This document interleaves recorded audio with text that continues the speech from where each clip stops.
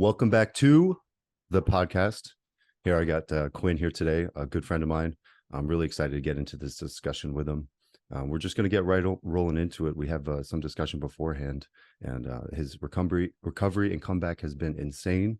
He's been dealing with some health complications here and there, but at the competitive level, he's been killing it lately. So, Quinn, Thank how you, you man. doing, man? What's your current health status, and what's your goals after this Pretty good, show man. win recently? We're doing good over here. I'm about 5 pounds post show. We are having some digestion and stomach issues, but we're working through it. And of course, there's always the classic bodybuilder finishes a show, stuffs his face for 3 weeks, and then ends up 30 pounds up. So trying to look at it the most positive way I can, because at the end of the day, it could be much worse than it is, you know? So now Agreed. Agreed. it's really just the typical getting out of a show, trying to grow. And I'm thinking the goal is going to end up being USA's 2025 in Vegas to shoot for a pro card there. Um, After this last show, I kind of thought about doing the Amateur Olympia and maybe trying to turn pro and classic, but I really just want to be an open guy. And weighing out my options, I was like, I weigh around 165 on stage. If I turn pro now and I want to be an open guy, I've got about 40 pounds to put on before I can even compete as a pro, you know? So you were So I come from decided to, take 24 off, take some time to grow. Is I'm this thinking so. discussion you had with Taylor? Yeah, that's my coach, Taylor Lesh. His Instagram is Diesel Tay if anybody wants to check him out. He's a really good dude. He's a little more of a local coach, but really one of those hidden gems that really knows what he's doing and learns people's bodies very well. And we kind of just have kind of discussed what my plans are from here and whether maybe we're thinking about doing a show next year if this rebound goes well enough and I can put on enough size to utilize doing another rebound to get even bigger for 2025.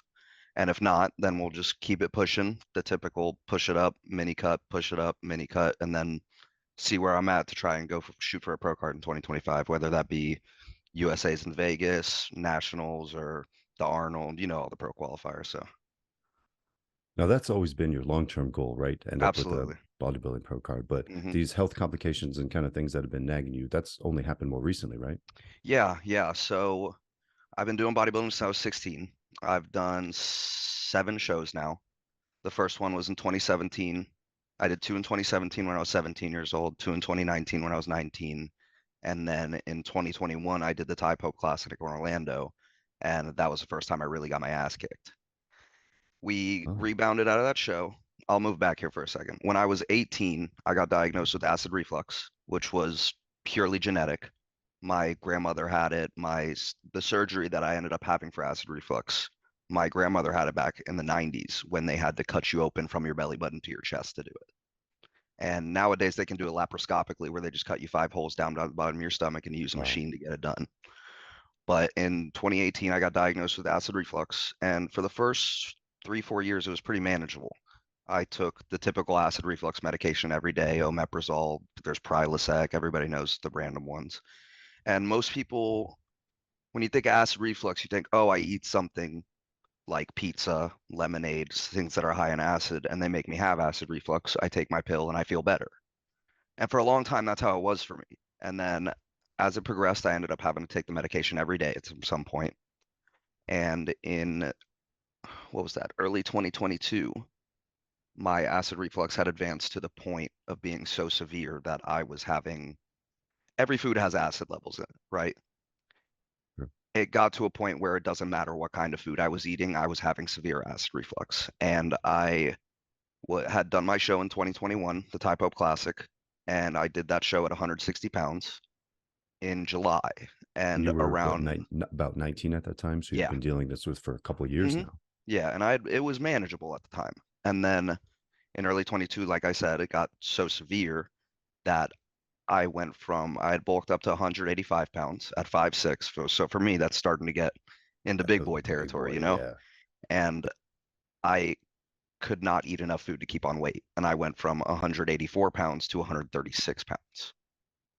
And I started seeing all these different gastros, and they kept saying, yeah, your acid reflux is really bad. Um, I ended up having a surgery called esophageal fundoplication, which in layman's terms, they basically take a piece of the outside of your stomach, they cut it off, and then they rip it off. They not rip it, they wrap it around the esophageal sphincter to create a new sphincter so that the acid can't come up from your stomach into your esophagus. So I started seeing all these doctors, and they don't like doing this surgery on young people. I've worked in a restaurant, and I've told people about this, and any other person that's like, yeah, I've had this surgery too, is 60 plus years old. And when I tell them that I Hmm, had this surgery at 22, they look at me like, what the heck? I was the youngest person the surgeon had ever done that surgery on. no And kidding. they were very, very reluctant to give me that surgery. It was basically doing through my own research, realizing that there is a surgery to cure acid reflux because most people's acid reflux doesn't get bad enough to where they are required to have surgery.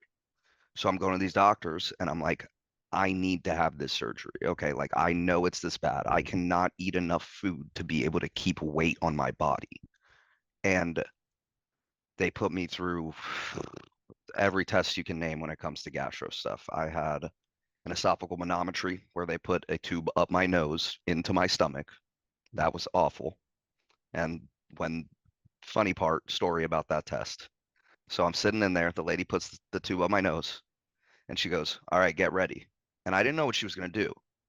And she hands me some paper towels. She goes, "Get ready." And I'm like, "What?" She goes, "Three, two, one," and yanks this whole tube out of my nose because I guess it's more traumatizing to your esophagus to pull it out slowly. And she had handed me the towels because I started pouring mucus all over myself and it was disgusting and I'll Oh, never forget it. And so then I had a couple more tests, the typical what do they call it? When they put the camera in your stomach. I know this and I can't remember what the heck it's called. Um but there's two different kinds. You get a scope from the top and the bottom. So endoscope. Yeah, endoscope. endoscope. Okay. And they did a couple of those. Noticed I had the hiatal hernia, which comes along with severe acid reflux because it burns holes in your stomach and your esophagus. And then I finally had a test. I believe it was called a beta test, which is funny because you can call anything a beta test, you know. But in this specific field, they call it a beta test. They did the endoscope and they stick a Bluetooth receiver that clips onto the inside of your esophagus. And after 3 or 4 days, it dissolves. And you hold on to a reader around your neck like a lanyard. And I was walking around the restaurant I work in, and every one of my customers is like, "What the heck do you have around your neck?" And I basically had to press a button anytime that I ate food, drank anything, laid down, or stood up. And Wow. so the results of this test were on a scale of 1 to 30, with 15 being acid reflux. You have acid reflux. 22 was considered severe acid reflux, and I scored a 27 on that test. And that was finally when I went back to my doctor. He was like, "Okay, you need this surgery." And so still continuously happened. You know how it is with operations like that. When they tell you that you're not getting the operation the next day, it's a couple months. And I Absolutely. finally got this operation done, and the recovery was brutal. For the first 4 weeks, it's full clear liquid diet. And then you advance to mash foods, and then you can finally start to eat soft solid foods and on to actual solid foods. So for about 4 weeks, all I drank was protein shakes and Publix lobster bisque because that was the one thing I found that was delicious and I liked it and I could eat it 4 times a day without a problem. And when was that time scale? What was that I had the that operation done moment? on July 25th of 2022, and Okay. it took until about October till I was back to feeling to normal because Mm. there's a lot of side effects that come along with that operation. Things being like you're not supposed to drink out of straws, which is funny because I'm drinking out of a straw here, but now I'm a year and a half post-op, so it doesn't bother me as much because basically when you swallow the air in the straw that's already there, it gets stuck on the way down when you have first had the operation because when they wrap that around your esophageal sphincter and create a new one, it's so tight that it's hard for your body to pass the food down into your stomach instead of the opposite where it's supposed to stop it from coming up from your stomach, right? And that's why you have to eat liquid foods and stuff because it's so tight that you can't eat solid food because it won't pass. And the worst side effect from that was you have to eat very, very slowly, which sucks for me because naturally I'm just a fast eater. I'm one of those guys who's done. I have a full plate of food, 2 minutes later it's gone, right? But it Scraping was the so bowl, licking it bad. off the side. Yeah, done. Yeah. When it was so bad at the beginning that even if I drank a protein shake too fast, it would get stuck and it feels like you are having a heart attack. It feels like there is someone standing on your chest. And you think, "Oh, just drink water, it helps it go down." And no, it doesn't work. Make it All you can worse. do, the doctor recommend you put your hands up and to help gravity help pass it down, and you just have to wait it out. And there was times it took, like I said, till about October, November, till I was eating my food back at a semi-normal pace and not every single meal having to go take one bite, chew it, swallow it, let it go down, and then you can take another bite. So here you are, roughly about a year before your show win, just trying to get back to a state where you don't have to be conscious about every single bite Yeah. and how you're eating it and how Yeah. it's digesting and what's the pain like putting your arms. That's Uh-huh. incredible. So explain the mindset it took to get back to a point where you felt like you could even plan a show in a time out of that. And two, what did you have to feel like you did differently other than how you were eating it? And what, like, was it what you were eating? Did you take a bunch of extra supplements? What did you change? So the craziest part about this surgery is that for 90% of people, once they get it done, you have zero acid reflux. It's a complete cure to acid reflux. I have now, before my surgery, if I drank an ounce of lemonade for the rest of the day, I was throwing up in my mouth. Oh, God. And now I can eat a whole pizza and have zero acid reflux. So in terms of how effective Mm. the surgery was, it's a godsend for me. I can eat whatever I want now with zero acid reflux. I don't have to take medication or anything like that. And I kind of skipped over this, but one of the reasons that I had to get the surgery done was because I had been taking the omeprazole medication for about 5 years at this point, and it messes with your gut microbiome. And at the time, like I said, I had been up to about 185 pounds. And through Taylor writing my meal plan, I was up to over 4,000 calories, clean food every day. And I couldn't put weight on, and we couldn't figure out why, because 4,000 calories is a lot for a 185-pound guy. And now looking back, we realize it's because the medicine had messed up my gut microbiome, and I wasn't absorbing the nutrients in my food. Because nowadays, when I had pushed up to 195 pounds, which we'll get to after the surgery before my last show, I was on 3,200 calories, putting weight, holding on like nothing. Where was I going before that? You had asked Uh, me a question. yeah, bringing it to what you've changed and done differently, and then you've answered that, and then now to the mindset of how you get to the show plan with him. It Now was a that you're really like, oh, rough time, man. you were home free. Yeah, No, and it oh, was okay. really rough before that because I had basically watched my physique melt off my body with I was eating as much as I Years could of and my work. yeah, from literally about 5, 6 years of work since I was 16, like my work of art that I've always seen, and I had to watch it melt off my body. And it was an incredibly hard time for me mentally because before I was confirmed to have this surgery, I was like, I'm never going to be able to be a bodybuilder again. And this is all I know. I've done this since I was 15, 16 years old. And I went into that office. They told me the results of my test and told me I could get the surgery. And I went in the car and I cried my fucking eyes out. I was like, oh my God, I'm going to be able to get to do what I love again. And that's why, even though the recovery was so rough, in the back of my head, it was just like, it's okay. You're going to get to do this again. It's okay. It's going to take a little bit, but you're going to get back. And once I knew I could get that surgery, it saved my entire mental space. And so we went from there, and I went from October, slowly started building up again. And I went from 136 pounds to 160 pounds from October until the new year, just from eating. My body was so starved. Um, I was eating cheeseburgers every day, 3, 4 clean meals, getting a cheat meal after the gym every single day. And I was just putting weight on like nothing. Like I wasn't getting fatter. My body was just soaking it all up. And so that's when we finally got to be like, all right, now we can do a real push phase and we can think about starting to do a show again. And I had really never intended to compete this year because the last time I stepped on stage, I was at about 160 mm, pounds, and that's 15 pounds to the weight cap of the top of middleweights. And I was like, after this past year, I want to take this whole year off, get big again. I want to be satisfied with how big enough I am before we compete. Of course, Taylor being the dude he is, he was like, "Nah, you're doing a show this year." And I was like, "Okay, if you say so, gee. man."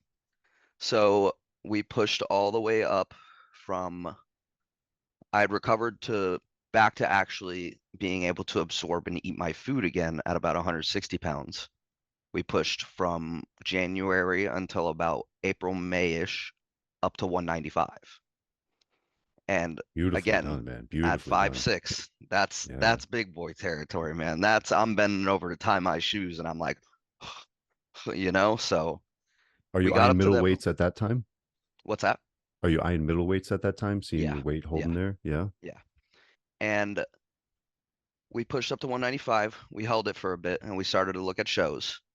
And I'm actually wearing my show shirt here, the UGP, which Hey. if anybody's ever thought about doing that show, that I've done 6 or 7 shows and it is incredibly organized. The promoters are great. It was perfectly on time, which is bodybuilding shows are notorious for running late. And that was a great show to do. We started eyeing shows and I kept telling him, if we start cutting down and I don't like how I'm looking, we're not doing this show, man. And he was Well, like, you're gonna like how you look. Don't worry, I got you. And so we started prep at about 20 weeks out. I'm definitely more of a long prep guy. And it started coming down 8 weeks, 7 weeks, and I was like, I really might be able to win this whole damn thing, man. And 8 weeks, 7 weeks, I kept coming over to train with him. He lives in Orlando, about an hour and a half away from Tampa, where I live, and we got it going. And 2, 3 weeks out, it was pretty crazy. From 6 weeks out to 2 weeks out, my weight was stuck at 172. And but I it just kept changed quite a getting lot. leaner. I It just kept changed getting quite a lot. leaner and Yeah. leaner, Yeah. and the composition just kept improving. And then from 2 weeks out to show day, with almost no change, we started up the cardio as it goes, as you know how prep goes. And I started at 5 weeks, I was at about 100 minutes of cardio a day, for 55 in the morning, 45 at night. And the weight in the last 2 weeks just fell off. And I went from 172 to 163 and with zero diet change. From my diet from Hmm. about 4 weeks out to show day to the base diet of 1 week out. I think the only change was that out of my last meal, he pulled 50 grams of avocado. And it just kept working. And if it ain't broke, don't fix it, you know?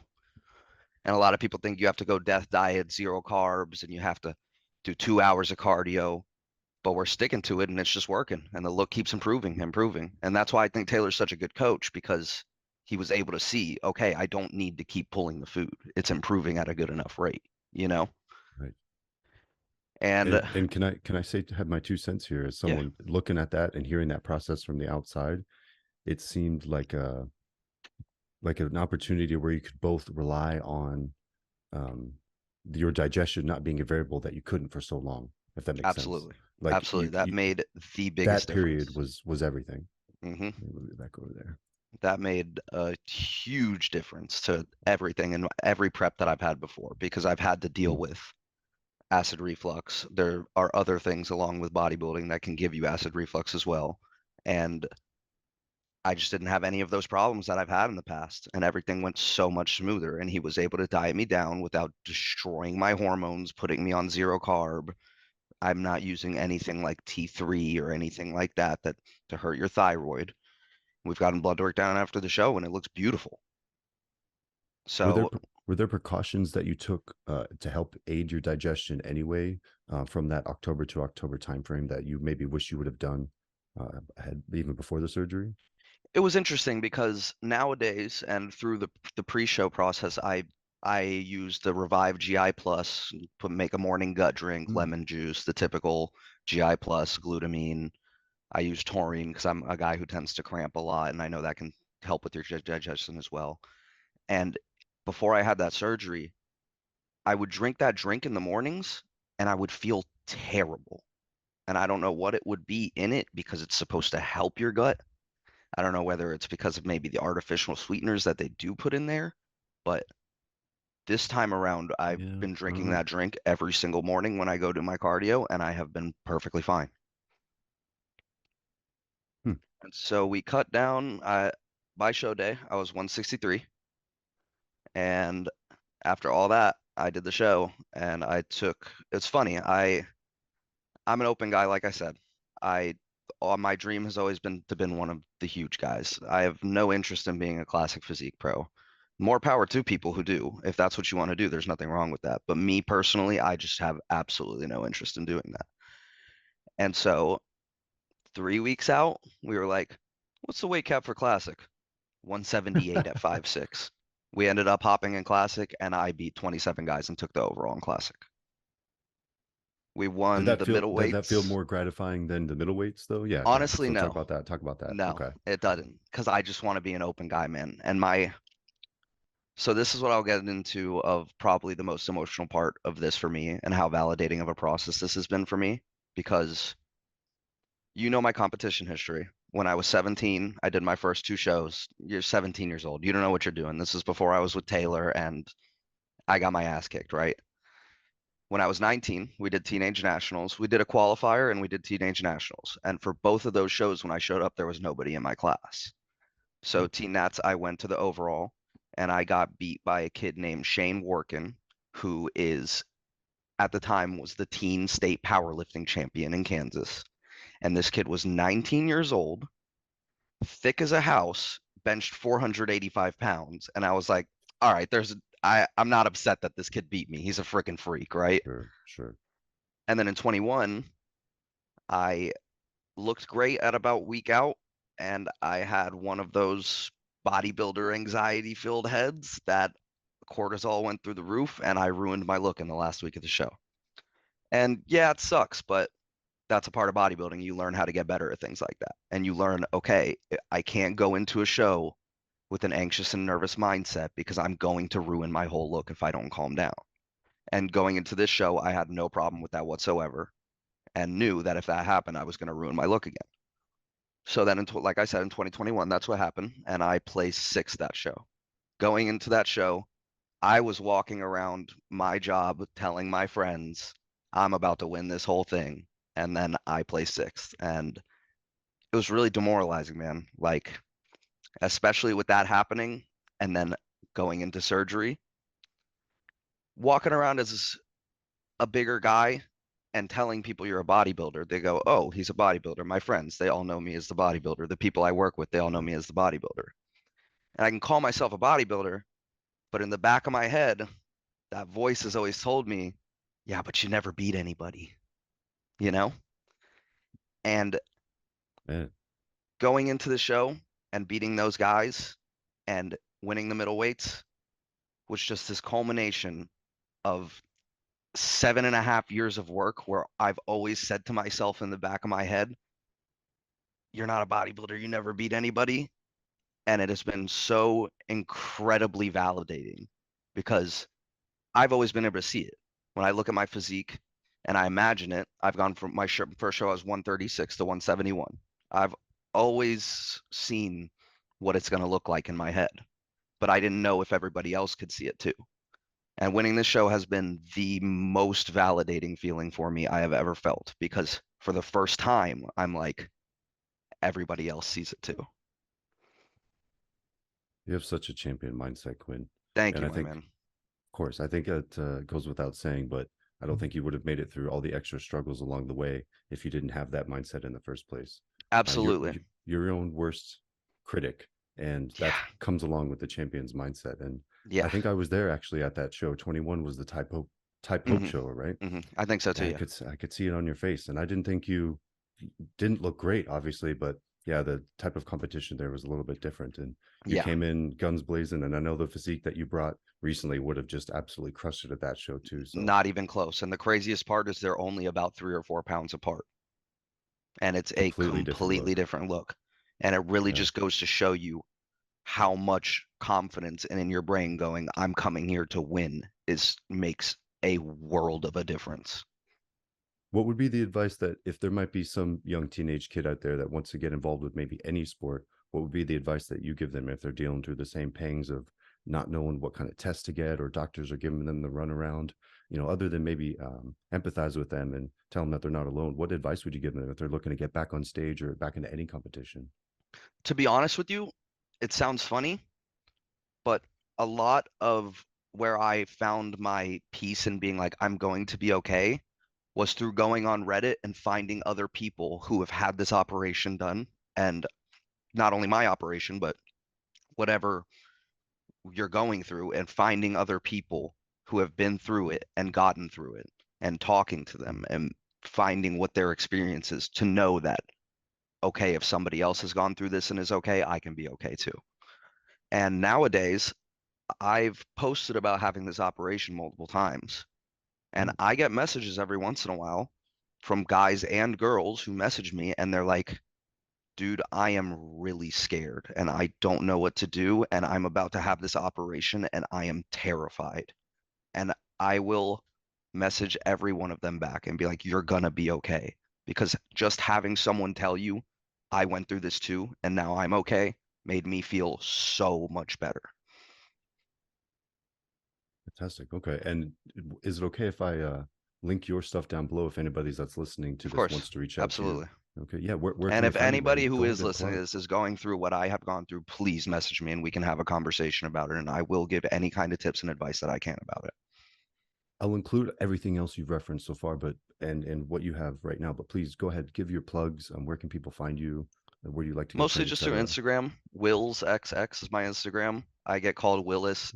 I got called Willis 3 times this morning already. It's WILLS, not WILLIS. WILLS XX. If you message me on Instagram, I'll be there. If you have any kind of problems like what I've had, advice for bodybuilding, whatever you need, I'm here to try and help people, because there was a time when I was seriously alone and I was like, I'm never going to be able to do what I love again. And there was a couple people who really, really helped my mindset through that time.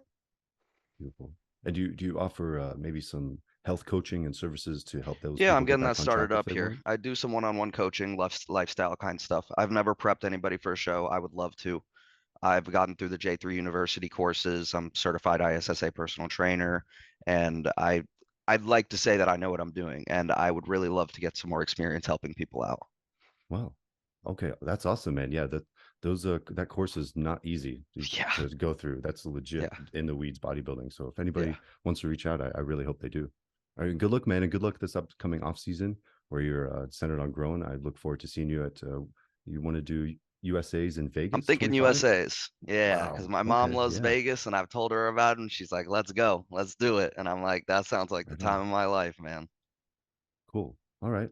Well, let me get this ended, and I'm going to chat with you here for a second. But For sure. make sure you like, comment. If you have any questions for Quinn down below, please let him know here, and I'll link up his information in the description. Don't forget to click subscribe. Have a beautiful day, everybody. Be kind to yourselves.